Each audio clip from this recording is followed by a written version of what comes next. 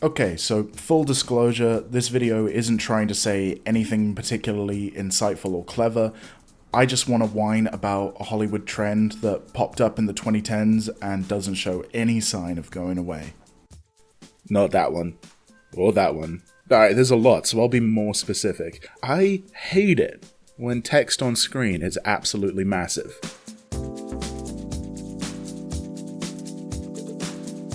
Captain America's Civil War got a lot of notice for overdoing this with its massive info text, like 1991! One that went under the radar was 2017 Snatched. Oh, how did we ever forget such a beautiful slice of cinema? Way before those though, it showed up in Django Unchained, in what is still one of the most egregious examples of the trope. And the trend shows every sign of continuing. Marvel didn't learn from their earlier entries, or they did learn from it and wanted to capitalize on the attention it got them, because Avengers Endgame is absolutely riddled with massive dates and times every time they jump somewhere in time. Black Widow just came out and what do you know, Ohio 1995.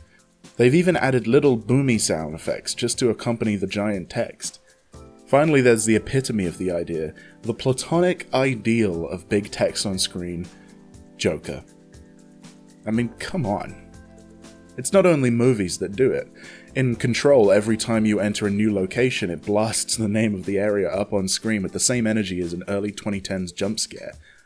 Preacher would introduce its locations with the full intensity of 1,000 suns. Although to be fair, Preacher's text actually pays off in some way.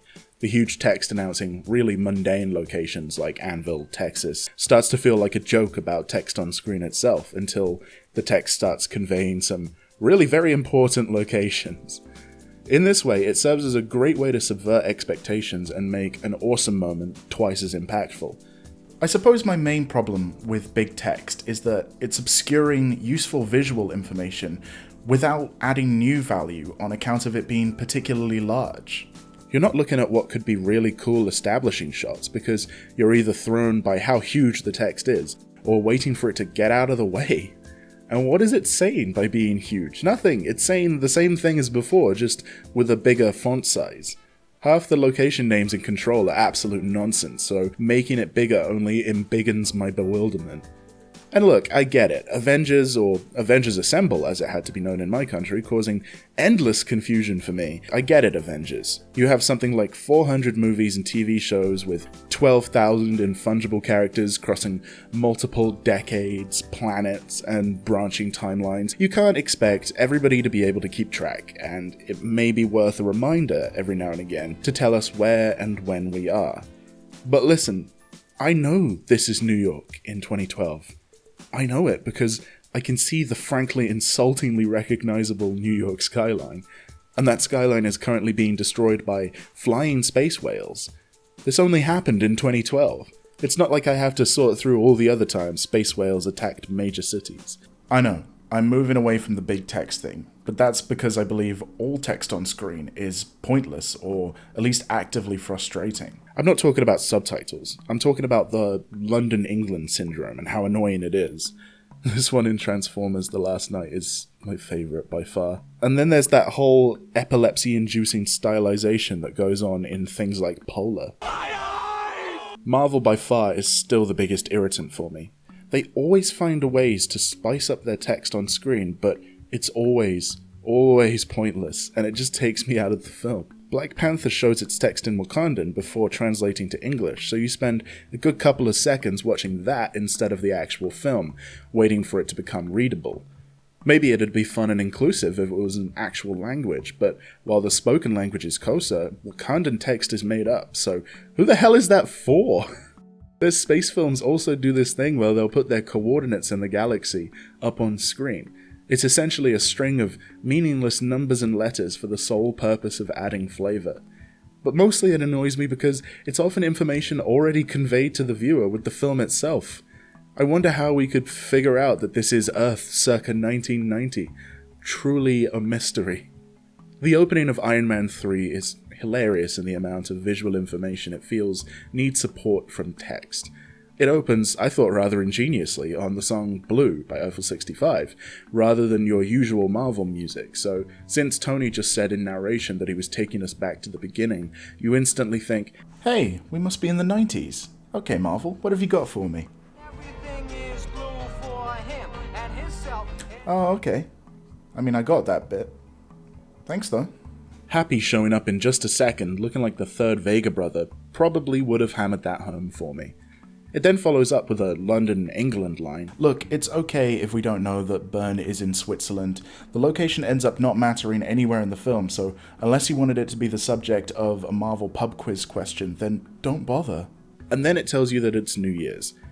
I wonder how we ever could have guessed that, based purely on the visual information of the film. All you needed was to pan down from a banner saying something dumb like, Happy New Year, see you next century, which some prick would, and your job's done.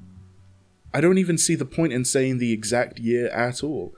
If you're telling some kind of time travel movie, or a movie set in a technologically advanced or post-apocalyptic future, which honestly feels like most things nowadays, you can set yourself up to look extremely naive. When that future year you decided we were all going to be riding around on hoverboards, and we're all still walking on our dumb, fleshy feet, it's going to unintentionally become a little funny. You know, it's a bit of a cliche now to imitate one of those 80s retro-futuristic movies by opening The Distant Future 2003. Plus, does anyone actually like it when we reach a date mentioned in a movie, and everyone tweets and makes an article about it? Like, there's nothing actually wrong with pointing that out, but this is how that conversation goes. Did you know this is the year when Johnny Mnemonic was set? Ah, no way. Did they get much right? Not really. Understandable. And that's the conversation every time! Basically, none of this stuff is relevant to tell a good story. In fact, many stories are improved by actively deceiving you about when you are. Spoilers and all that, but one of the coolest twists in the first season of Westworld was that there were actually 2 timelines being shown concurrently, and the man in black was an older William. Arrival's surprise non-chronological story makes you ugly cry at an up scene, not once, but twice. Chris Nolan, smug little genius that he is, made his whole career on trying to confuse you about where and when we are at any time. Can you imagine if Memento threw up 5 minutes earlier on screen every time he jumped back? I don't actually mind on-screen text when it's funny. You can tell me jokes any way you want. Marvel lampshaded their annoying habit with Infinity War, helpfully telling us we were in space. But other ones that stick in the mind are Ocean's 11. How long will you be? 3 to 6 months, I guess. Mr. and Mrs. Smith. Describe how you first met. It was in Colombia. Bogota. 5 years ago. 6. Right, 5 or 6 years ago.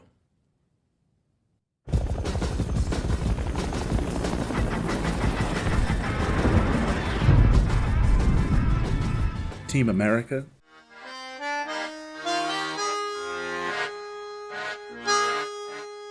And Portal. Hello, this is the part where I kill you. Had a bit of a brainwave. There I was. Then there's the ubiquitous... One eternity later. Yeah, more of this, please. I'll take this any day. I also seriously dig the efficiency of 28 Days Later. Since the title card doubles as an actual indication of time passing in the movie. You can't play that card often, though. Otherwise it wouldn't be called Avengers Endgame, it'd be called Avengers 5 years later. Basically, what I'm saying is that giant text is a lazy stand-in for clever exposition and breaks the immersion of the film. That being said, studios should probably make more of a concerted effort to make subtitles more readable. But if you want to stylize your text and make it semi-huge, there are ways you can do it. Hell, it's already been done a couple of times before. The team behind Zombieland did a great job integrating text in the environment for comedy and expositional purposes.